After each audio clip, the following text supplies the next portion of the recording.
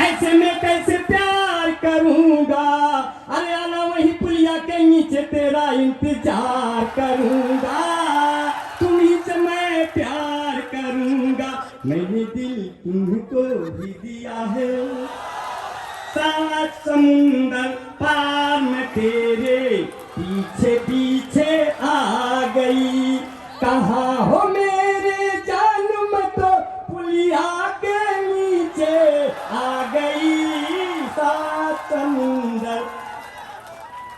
ये कविता नहीं है, ये कविता नहीं है, कहानी नहीं है, ये आप ये कविता नहीं सुना रहा, ये फ्लेवर है,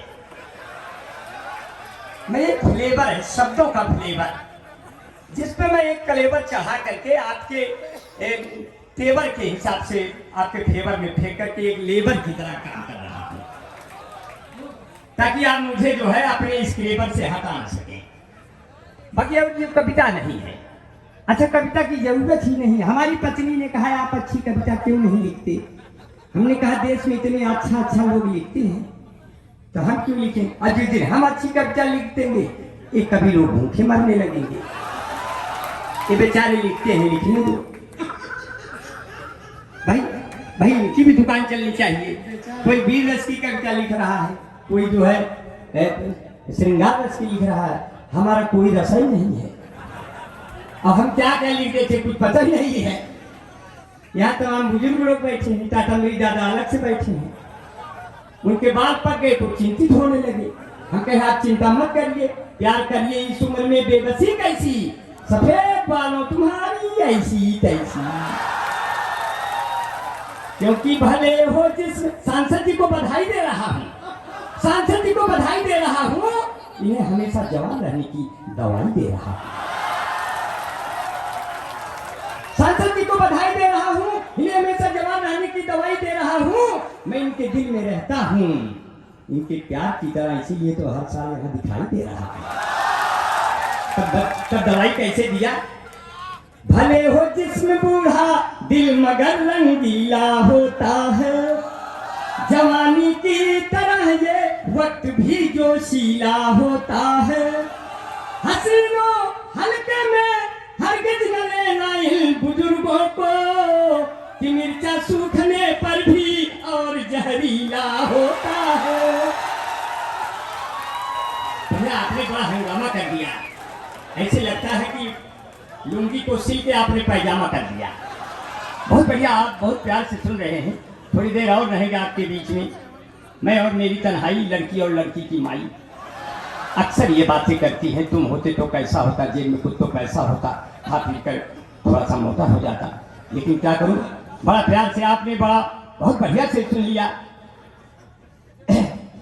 रोमियो नाम मेरा चोरी है काम, बनाया नहीं बना रहा, ये नहीं समझिए कि बना बुना, ये बनाने में जरूरत नहीं रहती, क्योंकि भाई नया नया सुनाना रहता है, इतना कौन बनाए, इतना बना नहीं रहता।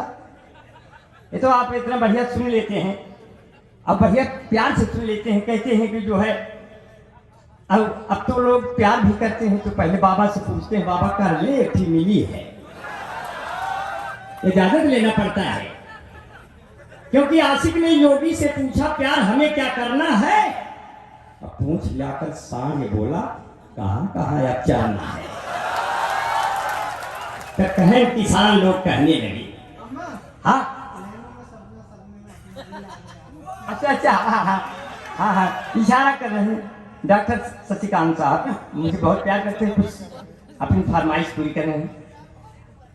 ऐसे बड़े कवि हमको याद दिलाते हैं, मुझे अच्छा लगता है। नहीं तो बड़े कवि हमेशा जो है सोचते हैं हटाओ जाने जो। मुझे जमुना उपाध्याय दादा की ये लाइन याद आती है, ये बरगद है पौधों को पनपने नहीं देती।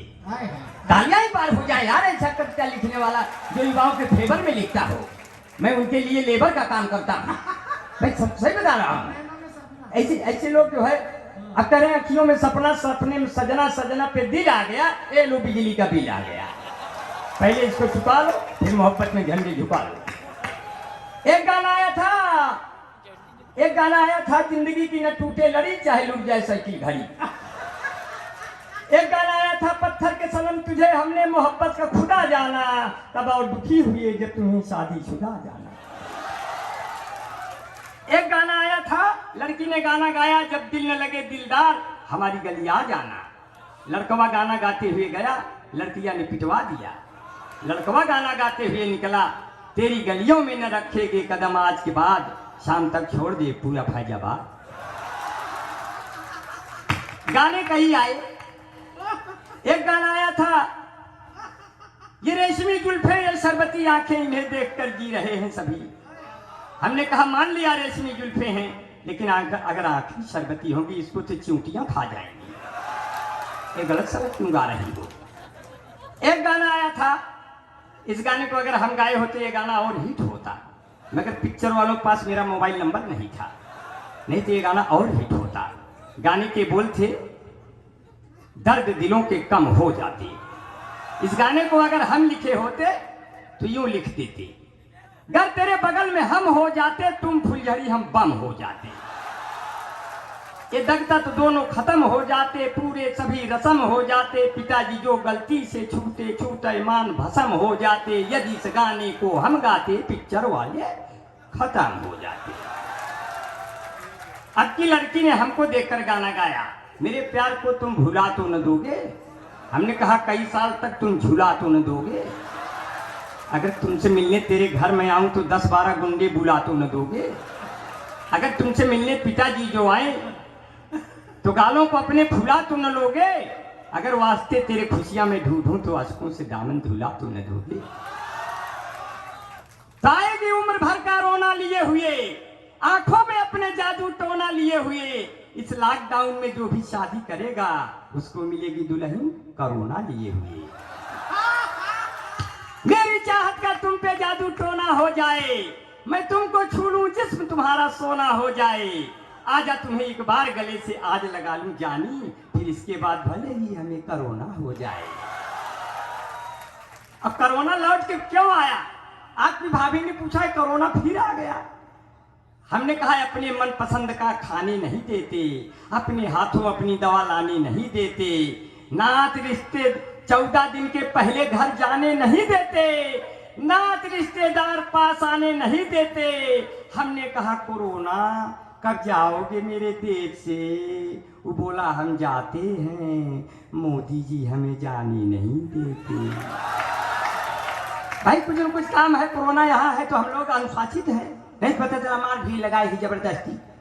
कोरोना है तो ठीक है, कोई बात नहीं, न रोना है न धोना है, भगोना में नुमोना है। न रोना है न धोना है, भगोना में नुमोना है। इसीलिए कहते हैं आपका बहुत प्यार बड़ा बहुत दुलार में रहा है, इतना बढ़िया सुन रहे हैं। इसलिए कि रोमियो नाम मेरा, चोरी है काम मेरा। तमाम रोमियो पकड़े जा रहे हैं, एंटी रोमियो भी पकड़े गए। रोमियो नाम मेरा, चोरी है काम मेरा। मैं ईंटें चुराऊं, मैं बालू चुराऊं, मैं सीमेंट चुराऊं, मैं सरिया चुराऊं, मैं पानी चुराऊं, मैं बिजली चुराऊं, मैं कटिया लगा करके हीटर जलाऊं। क्यों क्यों क्यों? रोमियो नाम मेरा, चोरी है काम मेरा। अरे मैं इत्र बनाऊं, मैं मित्र बनाऊं, फिर उसको जाके चलचित्र दिखाऊं। क्यों? हर चीज आपको दिखाई देगा, मगर ये कविता नहीं है। कविता तो ये भी नहीं है, सर्दी है जुकाम है, कुछ लेते क्यों नहीं? हमने कहा इतनी गर्द पड़ी है तो खरीद के देते क्यों नहीं? सौंदर्य साबुन निरमा। अब सौंदर्य साबुन निरमा इतना बढ़िया गाएगी सोनाली बेंद्रे कि आप तुरंत उसको खरीदेंगे, तुरंत नहीं कोई ऐसा ग्लूकांडी जैसा। हम कहे आम आदमी कहाँ पाऊं इतना पैसा? इतना बढ़िया प्रचार करते हैं, तंदुरुस्ती की रक्षा करता है लाइफ बॉय, जैसे किसी लड़की की रक्षा करता है कोई बॉय। कोई बॉय है जहाँ लाइफ बॉय है वहाँ, चैंपियन ने लॉर्ड बॉय के पीछे 2 बट्टी फ्री। इस भाग के प्रायोजक हैं लक्ष्य निर्मा, सुपर टॉप बेमामी football Mahabharat, washing powder Nirma, कपड़े धोती तेरी माँ मेरी माँ, इसकी जहाँ ने जादू कर दिया। अरे कोई कविता है, केवल आपके मुंह की साइज बढ़ा रहा हूँ, बाकी कविता के साथ कंप्रोमाइज नहीं है, क्योंकि आपका बहुत प्यार दुआ कहा, बहुत प्यार बहुत दुलार मिला। एक माँ से बताओ, एक पिता से बताओ बड़ा कौन है? एक पिता से बताओ बड़ा कौन है? माँ से बढ़कर जहां में भला कौन है, दूसरे लोग सब तुमको देंगे दगा, अपने भाई से बढ़कर सगा कौन है। और ये पिता क्या होता है? पिता क्या होता है? बेटे और बेटियों की जिंदगी बनाने वाला, घर परिवार का गुमान पिता होता है। एक एक दाना चुन चुन कर लाने वाला मेहनत कश वो किसान पिता होता है। सपनों को पंख देके ऊपर उठाने वाला ऊंचा ऊंचा एक आसमान पिता होता है। नाते रिश्ते कहने को है बहुत, किंतु माँ के बाद दुनिया में सबसे महान पिता होता है। ग्रामसी स्वर्गीय राम कुमार जैसा पिता मिला, तब उनको पंडित हरिओम पांडे जैसा बेटा मिला, तब उनको अवनीश और अनुपम जैसे बेटे मिले, और जब भी मेरे हृदय में वो लेटे मिले, मैं उनको बहुत ही प्रणाम करता हूँ। ऐसे पांडे परिवार हमेशा चमकता दमकता रहे। शिक्षा की अलख उन्होंने जो जगाई है, ये कभी बुझने न पाए। अपने क्षेत्रवासियों से निवेदन है, इसमें तेल डालने का काम करिए, बाकी तो पांडे जी जिंदगी भर बने रहेंगे। ये लौ चलती रहे। और बहुत कविता पढ़ने का बहुत नाटक नहीं करना चाहिए। सोच रहा हूँ अब चला जाऊँ क्या? नहीं, मतलब ऐसी बात नहीं है, मैं चला जाऊंगा। मैं चला जाऊंगा तो कभी लोग खुश हो जाएंगे कि गया सारा गया। अच्छा, ये अच्छा काम किया कि यहाँ माला नहीं है, क्योंकि माला पहनाया उचित जाता है। उसमें आके कहा जाता है कि ऐसा है, जल्दी खत्म करिए, सांसद साहब को घर जाना है। समझे कि नहीं? ज्यादा नाटक न कर, समझे? तो उसमें जो है माला, इसलिए एक बार हमको 100 माला पहनाया गया। लोग सोचे कि बहुत जम रहा है क्या। बाद में हमने हकीकत बताई, जितने माले पड़े उतने गालियां भी कानून आई। समझा? गालियां बहुत मिलती हैं, लेकिन हमने कहा कविता नहीं पढ़ती, कविता बीच बीच में पढ़ना पड़ता है। तो अंबर भाई कहते हैं, लोग कभी लोग कहते हैं अंबर भाई ने क्या कहा। अपने बीरज के बड़े हस्ताक्षर बैठे हैं श्री कमलेश राजहन साहब, मैं उनके चरणों में अपने सशत नमन करता हूँ। आदरणीय हमारे बीच में वो गीतों का राजकुमार कुमार जावेद साहब कोटा से चल कर आए हैं, मैं उनको बहुत ही प्रणाम करता हूँ। सबका नाम लेता रहूँगा। वंदना जी बैठी हैं, इनको क्या कहूँ। कहते हैं जो है, किसानों ने कहा थोड़ा, मैंने इसको केवल हल्का सा सरकार को सलाह दे दिया कि ऐसा हो जाता तो अच्छा था। मैं कहा, किसानों ने कहा, मेरे बारे में सोचा विचारा करो, आप कहते हो इनको न मारा करो, खेत आकर मेरा सारा चरे जाते हैं, अपने सांडों को बाबा संभारा करो। अगर सांड एक बाड़े में आ जाते तो हम लोग आराम से इस जाड़े में आ जाते, क्योंकि सांड से बड़ा डर लगता है कि शरीर। तो बाबा ने कहा, अब की 2022 में हमको फिर चुनिए, फिर सांडों का सांड बटालियन बना के चाइना और पाकिस्तान के बॉर्डर पर लगा दूंगा। अब की सांड अपनी सींगों से चौंक चौंक कर मारने का काम करेंगे। चाइना का औकात है क्या है सालों का, जितना जो चाइना वालों की आंख ही उतनी बड़ी होती जितना हमारे यहाँ सऊदी के लड़कियां छोटा। अब चला हाँ हमसे आंख लड़ाएगा। इसलिए मैं उनको बहुत बढ़िया, आपने बड़ा प्यार से सुन लिया और चाहते हैं कि कुछ देर और रहूं। इतना बढ़िया से सुन लिया है। यहाँ पर जितने लोग उपस्थित हैं, मैं सबको बहुत बहुत प्रणाम करता हूँ। और आदमी में अगर आदमी की तरह आदमियत ना आए तो मैं क्या करूं, और देखने में भला खूबसूरत हूं मैं, तेरी नीयत ना आए तो मैं क्या करूं। मैंने ये बात जब वंदना जी से कहा, मणिका जी से कहा, तो वो लोग बहुत खुश हुए। बोले ये लड़का हमारे काम आ सकता है, ये लड़का हमारे काम आ सकता है। ट्रेन में हम जब खड़े हुए, ये लोग भी थे, बोले आपने टिकट नहीं लिया। हम कहे हमारा लगता ही नहीं। बोले कैसे नहीं लगता, टीटी आएगा तब। हम कहे आने दो तब देखिएगा।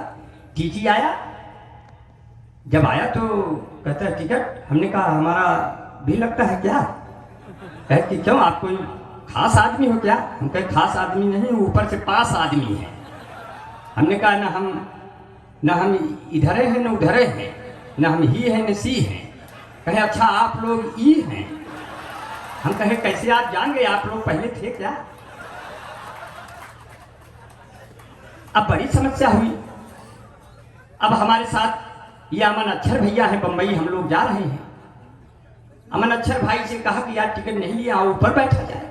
ऊपर बैठ गए। नीचे दो सुंदर औरतें आई। एक की 40 उम्र है, एक की 30 उम्र है। 30 वाली ने 40 से कहा बहन जी तुम्हारी उम्र क्या है? वो बोली कि यही कोई 27-28 साल, किसी से बताना मत। तो उसने कहा अच्छा भैया आपकी उम्र क्या है बहन जी? तो उसने कहा यही कोई 17-18 साल।